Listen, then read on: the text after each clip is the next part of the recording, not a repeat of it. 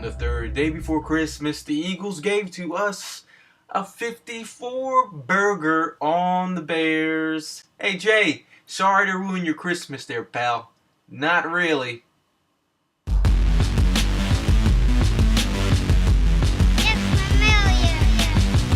Here I am, it's the on-campus kingpin, yes I am. Eagle Sessions, Gayle, Saunders, SkinCoach.com. Talking a big epic win over the Chicago Bears, folks, 54-11.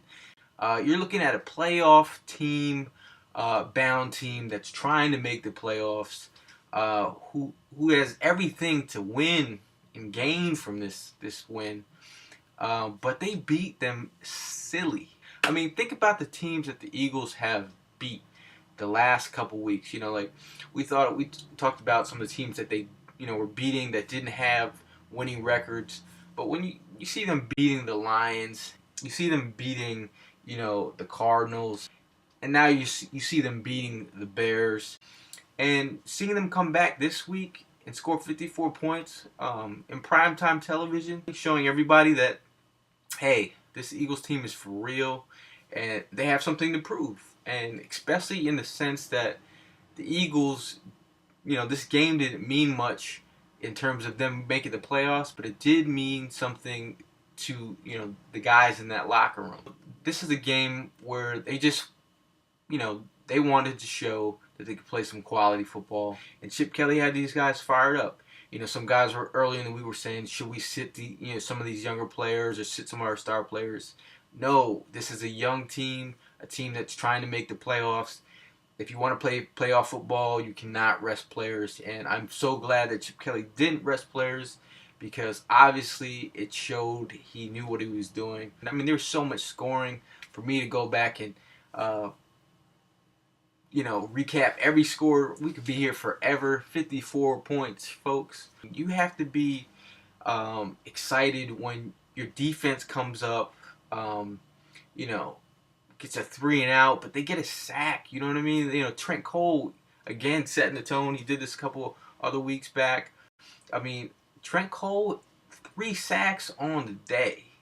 I mean, in the first 9 games, Trent Cole didn't have a sack. Now, in the last 5 games, Trent Cole's has 7 sacks. Something that we were missing from last week was Shady McCoy's epic running. I mean, last week, 8 carries. You had to fire up LaShawn McCoy sometime, and this was the game where, with, the Eagles having the #1 rush offense in the league, and you have the Bears who can't stop anything in the run. This was a perfect match up for our running game and their run defense. LaShawn McCoy on the day had 18 carries, 133 yards, averaging 7.4 yards a carry. 2 touchdowns, folks. In the game, he was very effective in the screen game. LaShawn McCoy, 6 catches for 29 yards. They dialed up a lot of LaShawn McCoy early, but in that first drive, they had LaShawn McCoy run to start off, setting the tone in that fashion with the run game. Nick Foles in his little QB sneaks here and there. And then Foles hits Riley Cooper cutting across the back of the end zone. Right there, you're saying, hey, we got on the board early, and I think that's a positive right there. For this Eagles team to be successful, they have to get up early, because with the way this offense works, if you get up on early on teams and start pouring on points, anything can happen. And Bradley Fletcher comes up with the strip of Devin Hester. Just looking back last week, we're scared to kick to Cordell Patterson. Now Devin Hester, who is also up there with the best of the best in kick returners. We kick it to him. Hey, give him a chance to run one back on us, but we're going to try and stop you first. I like that attitude versus not kicking the ball to a player and playing scared. Playing positive is the best way. Put the Eagles in great field position. The Eagles just punched the ball in with LaShawn McCoy. The Eagles are up 14-0, and that's crazy. Before anything, the Eagles are already up 2 scores. The Bears come back and they have another 3 and out.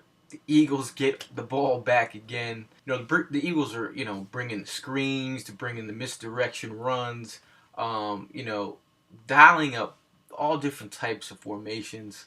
The Bears, you could sense the confusion, but they scored again. The Eagles up 21-0, and Brent Selleck has a nice, turnout route. It's almost like it kind of like walled off the defender, and then he went back the other way.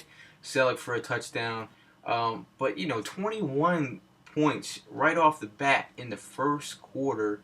You had to be like, really, 21? You started to think about that Redskins game, the game that the Eagles put up 59. But I mean, the pace that they had set was pretty crazy.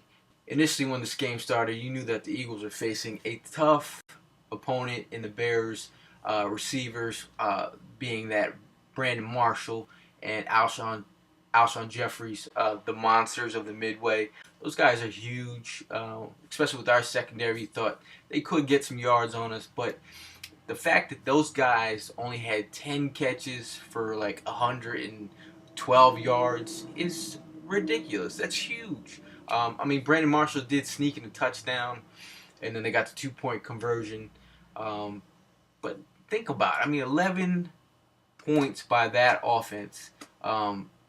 It's crazy. In this game, there were so many people that got involved.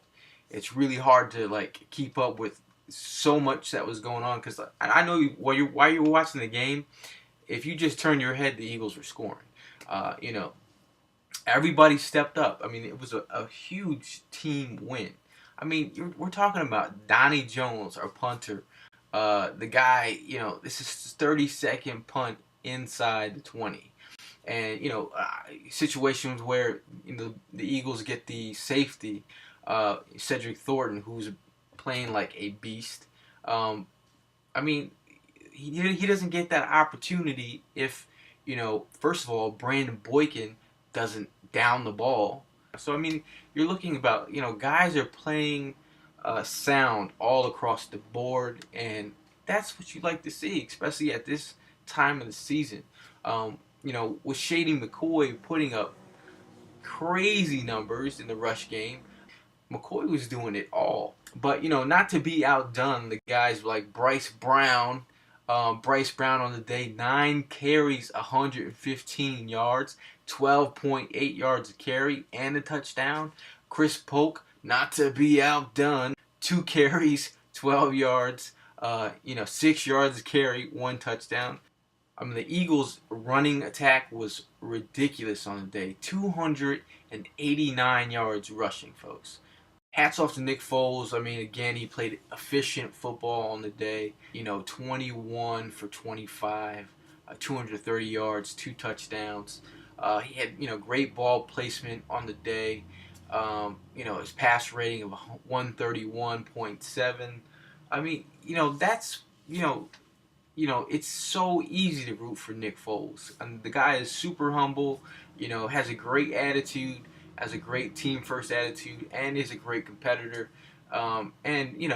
He's always going to say the right thing. And, I love that about Nick Foles. Because, with all the, controversy we've had at the QB position, it's good not to just talk about things off the field.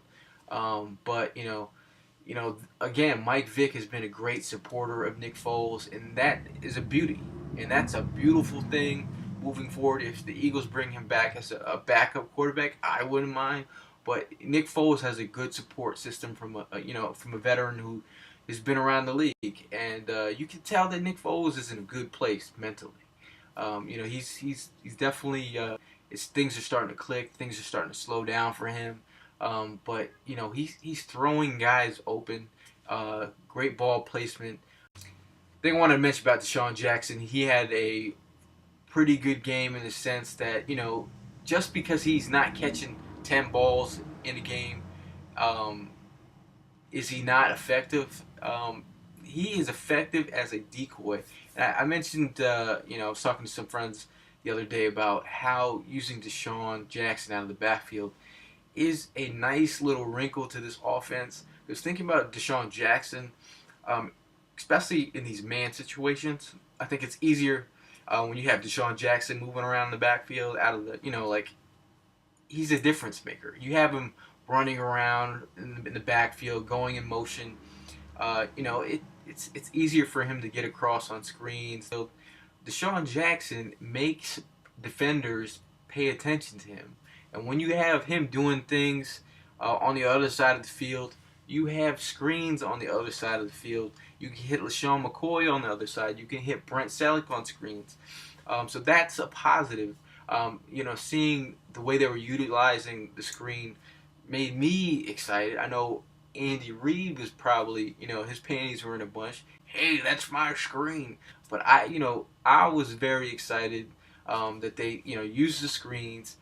LaShawn McCoy got the ball a lot. Deshaun Jackson, using him in the backfield, very creative with how they used Deshaun Jackson. Excited about that.